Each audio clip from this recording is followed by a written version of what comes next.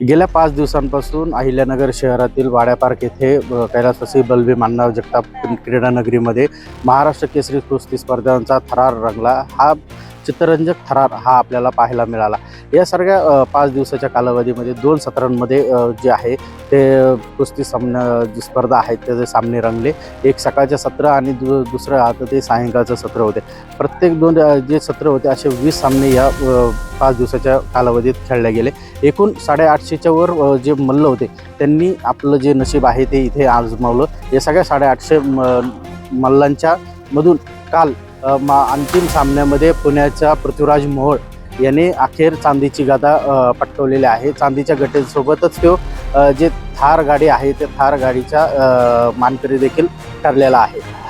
महाराष्ट्र केसरी कुस्ती स्पर्धेचं जे यावेळेसचं जे आयोजन होतं ते कुस्तीगीर संघटनेच्या मान्यतेने राज्याचे जे उपाध्यक्ष आहेत आमदार संग्राम जगताप यांच्याकडनं आयोजन करण्यात आलेलं होतं। हे 5 दिवस जे सामने रंगले गेले यामध्ये अनेक मल्लांनी आपलं जे आहे नशीब आजमावलेलं आहे। कालचे जे अंतिम सामना झाला त्या अंतिम सामन्यामध्ये सोलापूरचा महेंद्र गायकवाड आणि पुण्याचं पृथ्वीराज मोहोळ यांच्यामध्ये जे आहे ते अंतिम सामना खेळला गेला। या अंतिम सामन्यापूर्वी जे उपांत्य फेरी खेळली गेली त्यामध्ये जे डबल महाराष्ट्र केसरी शिवराज राक्षे आणि पृथ्वीराज मोहोळ यांच्यामध्ये जो सामना रंगला तो अत्यंत चर्चेचा आणि काही काळ वादाचा देखील ठरला गेला। त्या वादाचं कारण असं होतं की शिवराज राक्षे याचं म्हणणं होतं की पृथ्वीराज मोहोळकडून जे चितपट करण्यात आलं ते चितपटमध्ये त्याचे जे दोन्ही खांदे आहेत किंवा त्याची पाठ आहे ती पूर्णपणे टेकलेली नव्हती। त्याच्यामुळं जे काय हा जे चितपट केलेला आहे मोहोळकडनं ते त्याला मान्य नसल्याचं त्यांनी त्याचं देखील पंचांना व जे तिथे जे रेफरी होते त्यांच्याकडं रिव्ह्यूची मागणी केलेली होती, परंतु पंचांनी ते रिव्ह्यू फेटाळून जे काही निर्णय आहे ते मोहोळच्या पदरात टाकलेला आहे। त्याच्यामुळं काही काळ राक्षेंना जे आहे ते राग अनावर आला। राक्षेंनी राग अनावर झाल्यानंतर पंचांना जाब विचारत असतानाच त्यांनी पंचाची जी कॉलर आहे ती कॉलर पकडली। त्यानंतर त्यांनी पंचांना लाथसुद्धा मारली। या सगळ्या प्रकारामुळं काही काळ महाराष्ट्र केसरीचं जे काय स्पर्धा होती त्यामध्ये थोडा तणावाचं वातावरण निर्माण झालेलं होतं, परंतु पोलिसांनी वेळीच हस्तक्षेप केल्यामुळे हा जो तणाव आहे हा जो काही काळ जो वादाचा प्रसंग उद्भवलेला होता तो पोलिसांच्या आणि जे आयोजक होते त्यांच्या हस्तक्षेपाने मिटवला गेला। परंतु डबल महाराष्ट्र असलेला शिवराज राक्षे याने बाहेर येताच माध्यमांना दिलेल्या प्रतिक्रियेनुसार जे पंच होते त्यांनी चुकीचा निर्णय दिलेला असून आमचे जे म्हणणं होतं ते पंचांनी ऐकलं नाही। पंचांना यामध्ये सगळ्यांमध्ये सामील असल्याचं त्यांनी सरळ आरोप केलेला आहे। उपांत्य फेरीचा जो काही तणावाचं वातावरण होतं त्या वातावरण निवळण्यासाठी काही काळ आयोजकांकडनं मग जे मान्यवर उपस्थित होते त्या मान्यवरांचा सत्कार समारंभ घेण्यात आला व जे काही पुढील स्पर्धे अंतिम सामन्यासाठी जे स्पर्धक ठरलेले होते सोलापूरचे महेंद्र गायकवाड आणि पुण्याचे पृथ्वीराज मोहोळ यांना तयारीसाठी काही काळ देण्यात आलेला होता। अंतिम सामन्यामध्ये महेंद्र गायकवाड आणि पृथ्वीराज मोहोळ यांच्यामध्ये जो सामना रंगला त्यामध्ये सुरुवातीला पृथ्वीराज मोहोळने 1 गुण घेऊन या स्पर्धेमध्ये आघाडी घेतली, परंतु नंतर याने महेंद्र गायकवाड जे आहेत त्यांनी देखील 1 गुण मारून बरोबरी केली। परंतु त्यानंतर जे सामना रंगला त्यामध्ये पृथ्वीराज मोहोळकडनं जे आहे ते गायकवाडांना कुस्ती खेळत असताना रिंगणाबाहेर करण्यात आलं।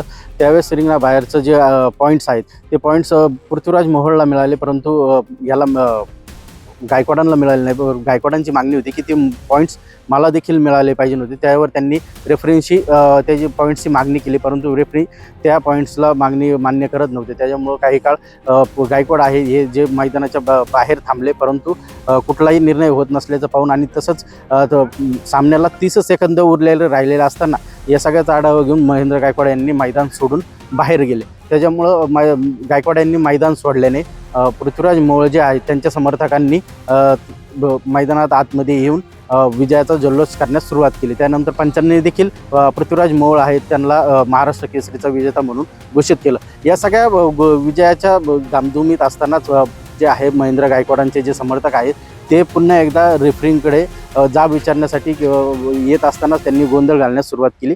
त्याचं लक्षात येताच पोलीस प्रशासनाने वेळीच हस्तक्षेप करत या सगळ्या समर्थकांना जे गोंधळ घालण्यास सुरुवात केलेली होती त्यांना त्यांच्यावर सौम्य लाठीचार्ज करत त्यांना तिथून पांगवण्यास हे केलं. अशा रंगतदार खेळानंतर जे महाराष्ट्र केसरी आहेत पृथ्वीराज मोहोळ यांनी विजयानंतर माध्यमांना जी प्रतिक्रिया दिली त्या माध्यमांना प्रतिक्रिया देतावेळी काही काळ त्यांना अश्रू देखील अनावर झालेले होते. अत्यधिक आनंद त्यांना झालेला होता, कारण जी मोहोळांची गदा आहे ती अनेक वर्षांपासून जी मोहोळांची गदा महाराष्ट्र केसरीला दिली जाते, ती गदा पुन्हा एकदा मोहोळांकडं आल्याचं त्याला आनंद होता. त्याने माध्यमांना प्रतिक्रिया देताना सांगितलं की माझ्या वडिलांचं, आजोबांचं व कुटुंबाचं जे काही स्वप्न होतं की जी महाराष्ट्र केसरीची गदा आहे ती आपल्या घरात यावी, ते स्वप्न आज मी पूर्ण केलेलं आहे. यापुढील ध्येय देखील त्यांनी आता त्याचं जे उद्दिष्ट आहे ते माध्यमांना सांगितलं. तसंच त्यावेळी त्याच्या जे अश्रू होते, त्याच्या ज्या भावना आहेत त्यावेळेस त्यांनी व्यक्त केला. पंचांनी मंचावरच सुरू केलेल्या ठिय्या आंदोलनामुळं व या दोघांवर कारवाईची केलेल्या मागणीमुळं जे राज्याचे अध्यक्ष आहेत रामदासजी तडस यांनी देखील या त्यांच्या पंचांच्या मागणीवरून जे दोन्ही मल्ल आहेत त्यांच्यावर 3 वर्षाची कारवाई बंदीची जी कारवाई आहे ती केलेली आहे. अंतिम सामन्याला राज्याचे उपमुख्यमंत्री अजित पवार यांच्यासह मंत्री दत्ता भरणे, राधाकृष्ण विखे पाटील तसेच विधान परिषद सभापती राम शिंदे, केंद्रीय मंत्री मुरलीधर मोहोळ यांच्यासह आमदार व काही खासदार देखील उपस्थित होते. या सगळ्यांनी जे आयोजन आमदार संग्राम जगतापांकडून केलेलं होतं महाराष्ट्र केसरी, याचं कौतुक केल्याचं देखील आपल्याला पाहायला मिळालं. गिरीश रासकर, नवराष्ट्र, अहिल्यानगर.